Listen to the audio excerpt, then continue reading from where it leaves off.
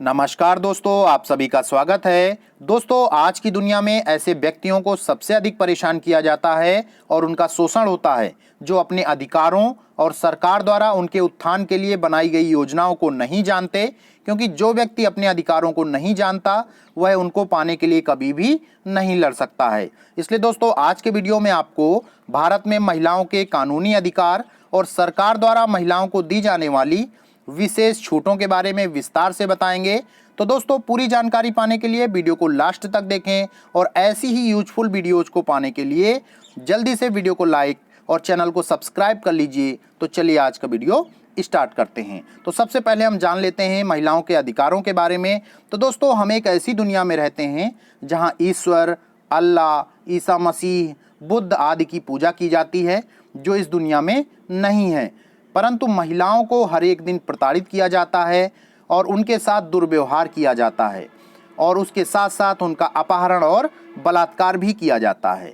दोस्तों, महिला अपराधों को कम करने और महिलाओं को समाज में बराबरी का दर्जा दिलाने के लिए भारत सरकार ने भारतीय महिलाओं को महत्वपूर्ण कानूनी अधिकार प्रदान किए हैं। तो चलिए सबसे पहले महत्वपूर्ण अधिकार को जान लेते हैं। पहला है महिलाओं को समान वेतन का अधिकार। तो दोस्तों, समान पारिश्रमिक अधिनियम के अनुसार वेतन या मजदूरी की बात होने पर किसी के साथ महिला या पुरुष के आधार पर भेदभाव नहीं किया जा सकता है। अर्थात कामकाजी महिलाओं को पुरुषों की तुलना में समान काम के लिए समान वेतन पाने का अधिकार है। यदि किसी संस्था में कामकाजी महिलाओं को पुरुषों की तुलना में समान काम के लिए समान वेतन नहीं मिलता है तो उस संस्था पर कानूनी कार्यवाही हो सकती है। दूसरी महत्वपूर्ण बात जानते हैं कि महिलाओं को गरिमा और शालीनता का अधिकार। तो दोस्तों, सीआरपीसी के सेक्शन 53 क्लास 2 के अनुसार यदि किसी घटना की आरोपी एक महिला है तो उसकी गिरफ्तारी, जांच प्रक्रिया या मेडिकल जांच प्रक्रिया किसी महिला द्वारा या अन्य महिला की उपस्थिति में ही कराने का अधिकार है। ऐसा नहीं होने पर आरोपी महिला गिरफ्तारी या जांच प्रक्रिया में शामिल होने से मना कर सकती है। अगला जान लेते हैं कि महिलाओं को कार्यस्थल पर उत्पीड़न के खिलाफ अधिकार। तो दोस्तों, महिलाओं को कार्यस्थल में किसी भी प्रकार के उत्पीड़न से बचाने के लिए सरकार द्वारा 2013 में एक कानून बनाया गया। इसके अनुसार एक महिला कार्यस्थल पर किसी भी तरह के उत्पीड़न के खिलाफ 3 महीने के अंदर कंपनी की ब्रांच ऑफिस में इंटरनल कंप्लेंट्स कमेटी अर्थात आईसीसी को लिखित शिकायत कर सकती है और समस्या का समाधान नहीं होने पर पुलिस में शिकायत दर्ज करा सकती है। अब चौथा और महत्वपूर्ण देखते हैं कि घरेलू हिंसा के खिलाफ महिलाओं को क्या अधिकार मिला हुआ है।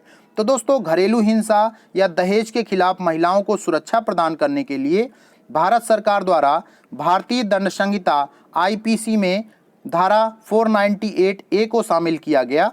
आईपीसी की धारा 498A महिला अपराधों के खिलाफ महिलाओं का हथियार है जो परिवार या समाज के खतरनाक लोगों से उनकी रक्षा करता है। इसके अनुसार महिला को पुलिस में शिकायत दर्ज करानी होती है। आर्थिक समस्याओं से छुटकारा दिलाने के लिए महिलाओं को सीआरपीसी के सेक्शन 125 के अनुसार मेंटेनेंस के रूप में एक निश्चित राशि प्रतिमाह प्राप्त करने का अधिकार होता है। तो दोस्तों, अगला जानते हैं कि पांचवा महत्वपूर्ण अधिकार क्या हम लेकर के आए हैं। पीड़ित महिला को अपनी पहचान छुपाने का अधिकार दिया गया है। तो कैसे? तो दोस्तों, भारतीय कानूनों में जघन्य अपराधों से पीड़ित महिलाओं को अपनी पहचान छुपाने का अधिकार मिला हुआ है। जब मुकदमा चल रहा हो तो पीड़ित महिला अपने बयान जिला मजिस्ट्रेट के समक्ष अकेले में दर्ज करा सकती है। यदि महिला जिला मजिस्ट्रेट नहीं हो तो वह महिला पुलिस अधिकारी की मौजूदगी में बयान दर्ज करा सकती है। तो अगला जानते हैं दोस्तों कि मुफ्त कानूनी सलाह पाने का अधिकार। पीड़ित महिलाओं को लीगल सर्विसेज अथॉरिटीज एक्ट के अनुसार मुफ्त कानूनी सहायता पाने का अधिकार है। अर्थात जब कोई पीड़ित महिला मुफ्त कानूनी सहायता की मांग करती है तो कानूनी सेवा प्राधिकरण महिला के लिए फ्री में वकील की व्यवस्था करता है जो महिला को कानूनी सलाह देता है और उसके केस को हैंडल करता है। उस वकील की फीस कानूनी सेवा प्राधिकरण देता है। अगर आपको वकील लेना है मुफ्त में महिला को तो उसे ऑनलाइन अप्लाई करना पड़ेगा और उसके बाद उस पर एक्शन लिया जाएगा। नेक्स्ट है दोस्तों कि महिलाओं को रात में गिरफ्तारी न देने का अधिकार। जी हाँ दोस्तों, सीआरपीसी के सेक्शन 46 क्लास 4 के अनुसार एक महिला को सूर्योदय से पहले और सूर्यास्त के बाद गिरफ्तार नहीं किया जा सकता है, कुछ स्पेशल केसेस को छोड़कर। और सीआरपीसी के सेक्शन 51 क्लास 2 के अनुसार एक महिला की सर्चिंग केवल महिला द्वारा ही की जा सकती है। इसके अतिरिक्त कानून यह भी कहता है कि पुलिस एक महिला कांस्टेबल और परिवार के सदस्यों या दोस्तों की मौजूदगी में ही उसके घर पर किसी महिला से पूछताछ कर सकती है। और सीआरपीसी के सेक्शन 160 क्लास 1 के अनुसार महिला को पूछताछ के लिए पुलिस स्टेशन या किसी अन्य स्थान पर नहीं बुलाया जा सकता है।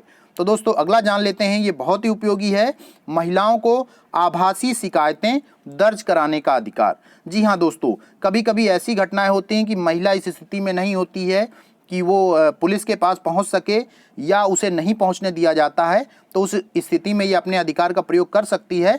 तो दोस्तों भारतीय महिलाओं को वर्चुअल कंप्लेंट्स अर्थात ईमेल या व्हाट्सएप से कंप्लेंट दर्ज कराने का अधिकार होता है।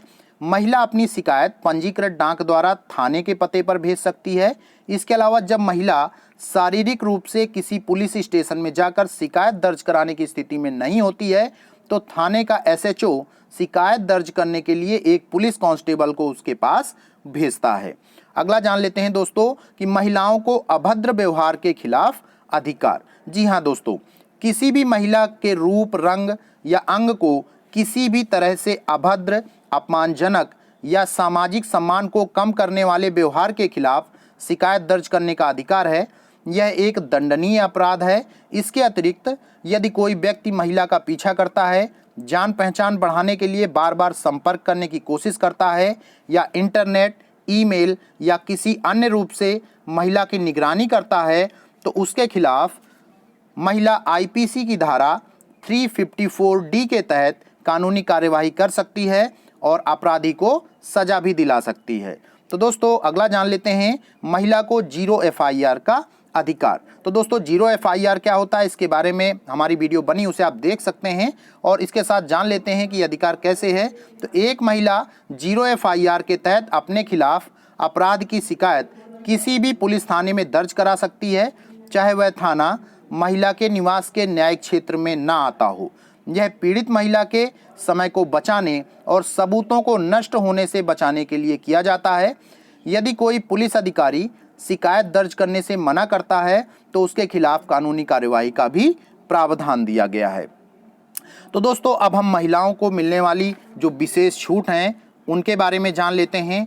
तो दोस्तों महिलाओं के महत्वपूर्ण कानूनी अधिकारों को जानने के बाद अब हम देखते हैं कि क्या है छूट। तो सबसे पहला है संपत्ति की रजिस्ट्री कराने में छूट। जी हाँ दोस्तों, जब कोई व्यक्ति जमीन या संपत्ति की रजिस्ट्री कराता है, तो उसे जमीन के सरकारी मूल्य के आधार पर स्टाम्प शुल्क देना होता है। यदि संपत्ति की रजिस्ट्री किसी महिला के नाम पर हो रही है, तो उसे किसी पुरुष की तुलना में स्टाम्प शुल्क में छूट प्रदान की जाती है और यह सभी स्टेट में अलग अलग है। दोस्तों अगली छूट जान लेते हैं, ट्रेन में छूट। जी हाँ दोस्तों, ट्रेन में यात्रा लगभग सभी को करनी पड़ती है। तो भारत में लगभग सभी ट्रेनों में महिलाओं की सुरक्षा को ध्यान रखते हुए स्पेशल महिला कोच लगाए गए हैं, जिसमें सिर्फ महिलाएं यात्रा कर सकती हैं। इसी प्रकार यदि कोई महिला स्लीपर या एसी में रिजर्वेशन कराती है, तो सभी कोचों में महिलाओं के लिए सीट रिजर्व होने के कारण उसे आसानी से कंफर्म सीट मिल जाती है। तो देखते हैं सरकारी बसों में कैसे छूट मिलती है। तो दोस्तों सभी सरकारी बसों में महिलाओं के लिए सीट रिजर्व की गई है, जिसमें महिला के न होने पर यदि कोई पुरुष उस सीट पर बैठ जाता है, तो उसे महिला के आने पर सीट खाली करनी पड़ेगी। इसके अतिरिक्त कुछ स्टेट्स महिलाओं को फ्री बस सर्विस भी उपलब्ध कराते हैं, जैसे दिल्ली सरकार, और कुछ स्टेट्स बस के किराए में छूट भी प्रदान करते हैं, जैसे राजस्थान। अर्थात बस के किराए में छूट का प्रावधान सभी स्टेट्स में अलग अलग रखा गया है। तो नेक्स्ट दोस्तों जान लेते हैं हम कि अगली छूट बैंकों में मिलती है। तो बैंकों में क्या और कैसे मिलती है। तो दोस्तों बैंकों में महिलाओं का विशेष ध्यान रखा जाता है। महिलाओं की परेशानियों को देखते हुए सरकार द्वारा BMB अर्थात भारतीय महिला बैंक की स्थापना की गई है। यह बैंक सिर्फ महिलाओं के लिए है। इसमें सभी कर्मचारी महिला हैं और महिलाओं को ही बैंकिंग सुविधाएं प्रदान की जाती हैं। इसके अतिरिक्त दूसरे बैंकों में बैंक द्वारा दी जाने वाली सुविधाएं जैसे लॉकर, व्यापार के लिए बिना गारंटी लोन इत्यादि में प्राथमिकता और सुविधा शुल्क में छूट प्रदान की जाती है। अगला और लास्ट देख लेते हैं सरकारी नौकरी में छूट। जी हाँ दोस्तों, शिक्षित महिलाओं को सरकारी नौकरी के आवेदन शुल्क में पूरी या आंशिक छूट प्रदान की जाती है। इसके अतिरिक्त कुछ राज्यों में सभी सरकारी नौकरियों में महिलाओं के लिए अलग से सीट रिजर्व की गई है, जिसमें सिर्फ महिलाओं को नौकरी प्रदान की जाती है। तो इस प्रकार से दोस्तों आज का वीडियो कैसा लगा जरूर बताएं। बहुत बहुत धन्यवाद।